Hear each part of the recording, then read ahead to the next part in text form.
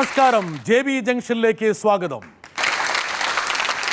Television അവതരണത്തിന് പ്രത്യേക മാനവും അർത്ഥവും നൽകിയ വിവാദങ്ങളിലൂടെ അഭിരമിക്കുന്ന രഞ്ജിനി ഹരിദാസ് ആയിരുന്നു കഴിഞ്ഞ ദിവസം നമ്മുടെ അതിഥി.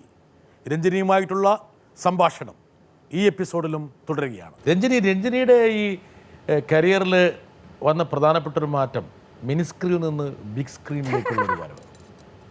അതൊന്നും പ്രതീക്ഷിച്ചല്ല. ഞാനും പ്രതീക്ഷിച്ചില്ല. അവിചാരിതമായി സംഭവിച്ച ഒരു ചേഞ്ച് ആയിരുന്നു. കുറച്ചൊരു മൊണോട്ടണി സെറ്റിനായപ്പോൾ there's nothing more to do എന്ന് തോന്നി. Same format. ഒരു പക്ഷേ രഞ്ജിനിക്ക് സ്വയംവരം ചേരുന്നെങ്കിൽ സിനിമയുടെ ആവശ്യം ഉണ്ടാവില്ലായിരുന്നു. ഇല്ല, സിനിമ പൈസയ്ക്ക് വേണ്ടി ചെയ്തതല്ല. Not at all. രഞ്ജിനിക സ്വയംവരം രഞ്ജിനി ചെയ്തതിൻ്റെ ഒരു 50% കൂടുതൽ % കാശായിരുന്നു തന്നെ, ടു ബി ഓണസ്റ്റ്. രഞ്ജിനിക്ക് കല്യാണം കഴിക്കാൻ ഒരു ഷോന്റെ ആവശ്യമില്ല. ബട്ട് ആ ഷോ വളരെ ഇൻട്രസ്റ്റിംഗ് ആയി ആൾക്കാരുടെ സൈക്കി വെച്ച് പ്ലേ ചെയ്യാൻ പറ്റും. You understand. You have that ability. ഒരു ക്ലിപ്പ് വരട്ടെ. എൻട്രി എൻ്റെ അമ്മേ. നിങ്ങളെ പോലുള്ളവർ 2 ദിവസം ഇവിടെ വന്ന് താമസിക്കണം. മാഡം, ഇതിന് നിങ്ങൾ കൂട്ടു നിൽക്കരുത്. എനിക്ക് ഭയങ്കര കോമഡി തോന്നും. It was so. പിന്നെ കണ്ടപ്പോൾ ഒരു ചമ്മലുണ്ടായോ? ചമ്മലൊന്നും ഉണ്ടായിരുന്നില്ല. ഇതിനെക്കാട്ടും എത്രയോ മോശം സംഭവങ്ങൾ സ്റ്റേജിൽ പറ്റിയിട്ടുണ്ട്. ഇറ്റ്സ് നോട്ട് ചമ്മലേ ഇല്ല. It was what should I say, it was very funny. എൻ്റെ ഫ്രണ്ട്സ്, എൻ്റെ അമ്മയും എൻ്റെ ഫ്രണ്ട്സ് ഇന്നും എൻ്റെ ഫ്രണ്ട് ഈ CD വാങ്ങിച്ചു വെച്ചിട്ടുണ്ട് വീട്ടിൽ. എൻ്റെ ഈ ഞങ്ങൾ ഒരുമിച്ചിരിക്കുമ്പോൾ ആര് കയറി വന്നാലും രഞ്ജിനിയുടെ സിനിമ എന്ന് പറഞ്ഞു കഴിഞ്ഞു എൻ്റെ ജീവിതം. പിന്നെ കുറേ നേരം അതിനെക്കുറിച്ച് കൊന്ന് വധിച്ച് എന്നെ കളിയാക്കി. But I find it very entertaining. എൻ്റെ ലൈഫിൽ ഒരു പക്ഷേ ആകെ CD വാങ്ങിച്ചു വെച്ചേക്കുന്ന അവരായിരിക്കും, മനസ്സിലായില്ലേ? But no, even then, no matter everything, എനിക്ക് ഭയങ്കര ഒരു എക്സ്പീരിയൻസ് ആയിരുന്നു. It was an amazingly crazy experience. Because first of all എൻ്റെ ചെറിയ പ്രായത്തിൽ ഞാനൊരു പോലീസ് ഓഫീസർ ആവണം, അല്ലെങ്കിൽ ഒരു ലോയർ ആവണം. ഒരുപാട് പേരുടെ ജീവിതം കെട്ടപ്പോയി. ഗുഡ് നോ, അല്ലെങ്കിൽ ഒരു ലോയർ ആവണം എന്നൊരു ചെറിയ ആഗ്രഹം ഒന്നെങ്കിൽ അപ്പൂപ്പന്റെ സൈഡിൽ നിന്നോ അതോ എൻ്റെ സ്വഭാവത്തിൽ നിന്നും അവർക്ക് മനസ്സിലായി. ഇത് രണ്ടും പറ്റാത്തതിന്റെ വിഷമം ഇവിടെ ഈ സിനിമയിൽ I think, to be very honest, for a police officer role, I was like, wow, that's quite interesting, yeah. കാക്കയൊക്കെ ഇട്ട് നടക്കാലോ. ഇനി ഇവിടെ രഞ്ജിനി കണ്ടിട്ടുള്ള ഒരു പോസിറ്റീവ് വശം എന്തായിരുന്നു രഞ്ജിനിയുടെ ആ റോളിൽ?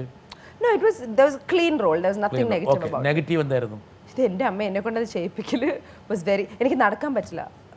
ഒരു പോലീസ് ഓഫീസർ ഒരു ആണിനെ പോലെ നടക്കണം എന്നൊരു തെറ്റിദ്ധാരണ ഈ ലോകത്തുണ്ടെന്ന് തോന്നുന്നു.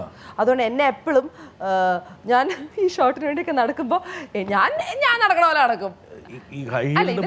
മറ്റേ ഷൂ ഒക്കെ ആയിരുന്നു. പക്ഷെ എന്നാലും ഞാൻ നടക്കുമ്പോ ഒരു ആട്ടമുണ്ട്. ഈ ശ്രേയ നടക്കേണ്ടത് എന്തോ വിജയശാന്തി ഒക്കെ നടക്കണ പോലെ നടക്കേണ്ടി വരും. പക്ഷെ എനിക്കത് പറ്റണല്ലോ. അവിടെയാണ് ഒരു ചെറിയൊരു അത് ചെറുത്. ബാക്കി കുറെ പ്രശ്നങ്ങളുണ്ട്, പക്ഷെ എനിക്ക് വലിയ പ്രശ്നം ഉണ്ടായിരുന്നു അതാണ്. പിന്നെ ഐ ഡോണ്ട് തിങ്ക് എനിക്ക് എന്റെ dialogue delivery is very bad. I think എന്റെ അമ്മ പറഞ്ഞു മോളെ ഇനി ഇത് ചെയ്യരുതെന്ന്. അതൊന്നും അറിയില്ല. I don't know film dubbing modulation. But എന്റെ വോയിസ് മറ്റൊരാൾക്ക് ചെയ്താൽ വോയിസ് എല്ലാവർക്കും അറിയാവുന്ന വോയിസാണ്. അതുകൊണ്ട് വേറെ ആളുടെ വോയിസ് ചെയ്താൽ ഭയങ്കര പണിയായിരിക്കും. സോ അത് ഞാൻ കുറെ സ്ട്രഗിൾ ചെയ്തു. അഭിനയം ഒക്കെ at the end of the day practice makes perfect.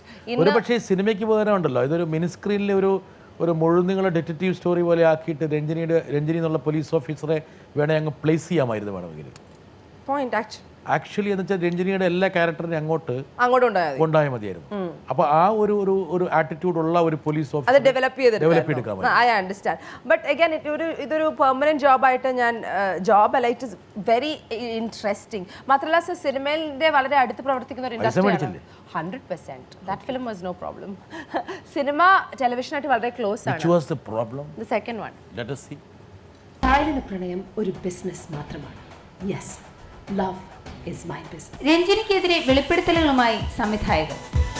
അവതാരകയും നടിയുമായ Ranjini Haridas തങ്ങളെ വഞ്ചിച്ചുവെന്ന ആരോപണവുമായി യുവ സംവിധായകർ രംഗത്തെത്തി. രഞ്ജിനിയുടെ പുതിയ ചിത്രമായ ഒറ്റവരുത്തിയും ശരിയല്ല എന്ന ചിത്രത്തിന്റെ സംവിധായകരായ ശ്യാമും പ്രവീണുമാണ് രഞ്ജിനിക്കെതിരെ തുറന്നടിച്ചത്. അതെന്റെ കാലല്ല കേട്ടോ, അത് വേറെ ഏതോ പെണ്ണ. ഒന്ന് ക്ലാരിഫൈ ഉണ്ട്. അതെ, കാലം മാറിപ്പോയോ? അതെന്റെ കാലല്ല എന്ന് വിചാരിച്ചിട്ട് കാലത്തും കാണിക്കണ്ട. അതെ, ഓക്കെ. ആക്ച്വലി അപ്പോൾ എന്താ സംഭവിച്ചത്? ഓക്കെ, സോ ആക്ച്വലി സംഭവിച്ചത് I don't want to even give that film any publicity, to be very honest. ഞാൻ അതിനെക്കുറിച്ച് തകർക്കാനല്ല, ഒരു സപ്പോർട്ടും എൻ്റെ സൈഡിൽ നിന്ന് ഉണ്ടാവില്ല. പക്ഷെ ഞാൻ ഈ ഷോയിൽ സംസാരിച്ച പോപ്പുലാരിറ്റിയാണ്, മനസ്സിലായില്ലേ?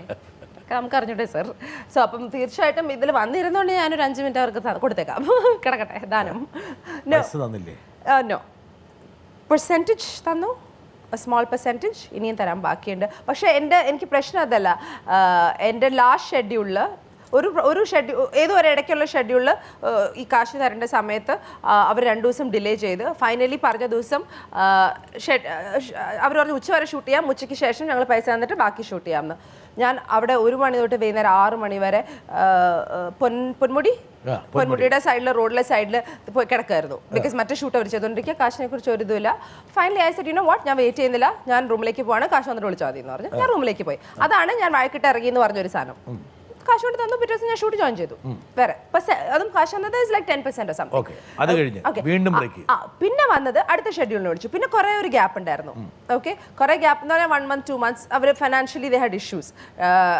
ഓക്കെ, മിണ്ടാതിരുന്നു ഷൂട്ട് ചെയ്ത് കൊടുത്തു. ഫൈനൽ എൻ്റെ അടുത്ത ഷൂട്ട് വന്നപ്പോൾ ഐ സെഡ് ലിസൺ, എൻ്റെ പേയ്മെൻറ്റ് ക്ലിയർ ചെയ്യണം. സിനിമ കഴിഞ്ഞിട്ട് എക്സ് എമൗണ്ട്, ഡബിങ്ങിന് മുമ്പ് എക്സ് എമൗണ്ട്, അങ്ങനെ 2ആയിട്ട് സ്പ്ലിറ്റ് ആണ്. അപ്പോൾ സിനിമ കഴിഞ്ഞ് ചെയ്യുന്നതിൻ്റെ എമൗണ്ട് ഞാൻ പറഞ്ഞു എൻ്റെ ലാസ്റ്റ് ഡേ ഷൂട്ടിൻ്റെ തലേ ദിവസം രാത്രി തരണം. ബിക്കോസ് ഇവരുടെ സ്വഭാവം എനിക്ക് മനസ്സിലായി. അപ്പോൾ അങ്ങനെ ചെയ്ത് ലാസ്റ്റ് ഒരു പാട്ടിൻ്റെ ഷൂട്ടായിരുന്നു.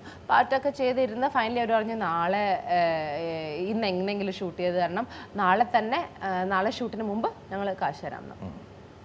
അപ്പോൾ ഐ ബിലീവ് ദം, ഞാൻ വിശ്വസിച്ചു. അപ്പോൾ എൻ്റെ കൂടെയുള്ള കോ ആർട്ടിസ്റ്റ് പ്രവീണൊക്കെ പറഞ്ഞു Ranjini let's do it and it's a fun bunch. At the end of the day ഞാൻ അഗൈൻ മറ്റേനെക്കാട്ടും കൂടുതൽ എൻജോയ് ചെയ്ത സിനിമ ഇതാ. ബിക്കോസ് തീമും അങ്ങനത്തെ ഒരു തീമാണ്. പ്രവീണൊക്കെ പറഞ്ഞ് ഐ ഷോട്ട് ഇറ്റ്. പിറ്റേ ദിവസം ഞാൻ പാക്കപ്പ് ആയിന്ന്, ഷെഡ്യൂൾ പറ്റിച്ചു, പാക്കപ്പായി, ഷെഡ്യൂൾ പാക്കപ്പായി, സിനിമ പാക്കപ്പായി. പിന്നെ ഡബ്ബിങ് വേറെ ആരെ കൊണ്ട് ചെയ്യിപ്പിച്ചു, ഞാനല്ല ഡബ് ചെയ്തേക്കുന്നത്. അപ്പോൾ എൻ്റെ ഒച്ച അല്ലെങ്കിൽ നിങ്ങൾക്ക് മനസ്സിലാവും. അല്ലെങ്കിൽ എത്ര രൂപ കിട്ടാറുണ്ട്? Quite a lot. ഒരു എമൗണ്ട് പറയുന്നില്ല, ബട്ട് ക്വൈറ്റ് എ ലോട്ട്, ഒരു 50% കൂടുതൽ. അതിനുശേഷം അവർ പറയുന്നു ഞാൻ കാരണം അവർ സിനിമ ഷൂട്ട് ചെയ്തിട്ടില്ല, ഞാൻ എന്തോ സാറ്റലൈറ്റ് റൈറ്റ് വാങ്ങിച്ചു കൊടുക്കാം എന്നൊക്കെ പറയുന്നു. ഞാൻ എങ്ങനെ വാങ്ങിച്ചു കൊടുക്കാനാ JB sir satellite right? Mammootty മോഹൻലാലിന് വരെ ഇപ്പോൾ ബുദ്ധിമുട്ടാണ്. ഞാൻ ആരാണ് അതിനുള്ളിൽ? You know how it is, right? I mean how silly is that? അവർ ചിലപ്പോൾ ആ ഉദ്ദേശത്തിലായിരിക്കും എന്നെ വിളിച്ചത്, അത് അവരുടെ മനസ്സിലുള്ളത്. എൻ്റെ അടുത്ത് ഇങ്ങനെ അവർ ചാനൽസിനെ വിളിക്കാൻ പറഞ്ഞിട്ടുണ്ട്, ഞാൻ ഇതുവരെ വിളിച്ചിട്ടില്ല. എനിക്ക് എല്ലാം തന്നത് ടെലിവിഷൻ ആണ്. I will not disrespect or misuse it. അപ്പോൾ എൻ്റെ അടുത്ത് ഇങ്ങനെ പറയും, I was like sorry buddy, നിങ്ങൾ എന്നെ വിളിച്ചപ്പോൾ നിങ്ങൾ ആലോചിക്കണമായിരുന്നു ആരെ വിളിച്ചാലും you cannot sell a film on a girl നമ്മുടെ കേരളത്തിൽ, അല്ലെങ്കിൽ വളരെ അപൂർവമായി ഇപ്പം Shweta Menon maybe, you know it's very difficult. അല്ലെങ്കിൽ ഉർവശി ചേച്ചി, ശോഭന, അങ്ങനെയൊക്കെ ആണെങ്കിൽ maybe. I don't think ഈ ഒരു കറന്റ് ജനറേഷനിൽ it's easy. And as such satellite right ഒരു വളരെ വലിയൊരു പ്രശ്നത്തിൽ കൂടെ പോയിക്കൊണ്ടിരിക്കുന്ന ഒരു ടൈമാണ്. അതിനെക്കുറിച്ച് ഡിസ്കഷൻസും ഇതൊക്കെ വരുന്നു. സ്വാഭാവികമായിട്ടും മലയാളത്തിൽ ഒരുപാട് സിനിമകൾ ഇങ്ങനെ ഒരു പ്ലാനിങ്ങും ഇല്ലാതെ എടുത്ത് ചാടിയ ശേഷം പിന്നെ ഇങ്ങനത്തെ മണ്ടത്തരമായ പ്രസ്താവനകളൊക്കെ പറയുമ്പോൾ ഞാൻ ഇതിനെക്കുറിച്ച് കമന്റ് ചെയ്യേണ്ട ആവശ്യമുണ്ടോ? പ്രതികരിച്ചില്ല ഇതിനെക്കുറിച്ച്? Not at all. എൻ്റെ അടുത്ത് ഇങ്ങനെ വല്ലവരും ചോദിച്ചാൽ മുമ്പിൽ വന്ന് വെട്ടാൻ എന്ത് ചെയ്യും? നോ, എനിക്ക് കാശ് തന്നാ ഓക്കെ, താങ്ക് യു. അതില്ലെങ്കിൽ നത്തിങ്. അവരെ ഞാൻ മീറ്റ് ചെയ്തിട്ടില്ല, കണ്ടിട്ടില്ല, എന്നെ വിളിച്ചിട്ടില്ല, എന്നില്ല കേസ് കൊടുത്തിട്ടില്ല. അല്ല, പൈസ കിട്ടണ്ടേ? യാ വെൽ ഇറ്റ്സ് ഓക്കേ. പോയി കാശല്ലേ സർ, ഉണ്ടാക്കാം. പോയി ഐ ആം ഷുവർ അത് അപ്പം തന്നെ എനിക്കറിയാം. അത് എപ്പോഴെങ്കിലും തിരിച്ചു പിടിക്കുമോ? എങ്ങാനും അവർ തിരിച്ചും കൂടി വരാതെ എനിക്ക് അതിൻ്റെ പുറകെ പോകാൻ പറ്റില്ലല്ലോ സർ.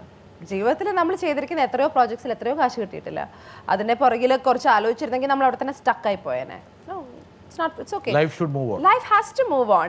ഇപ്പം എനിക്കിപ്പോൾ ജീവിക്കാൻ ഒരു സാഹചര്യം ഇല്ലാതെ വന്നിരുന്നെങ്കിൽ അത് വലിയൊരു ഡിഫറൻസ് ആയേനെ. പക്ഷെ സിനിമയിലും നടക്കുന്ന എല്ലാ വശങ്ങളും ഇതിൽ നിന്നും പഠിക്കാൻ പൈസയ്ക്ക് വേണ്ടി നമ്മൾ അധ്വാനിക്കണം. മോഷ്ടിക്കാൻ പറ്റില്ല. അതുകൊണ്ട് ഒരു സ്ഥലത്തുനിന്ന് പോയാൽ മറ്റൊരു സ്ഥലത്ത് നിന്ന് ദൈവം കൊണ്ട് തരുന്ന പൂർണ്ണ വിശ്വാസമുണ്ട്.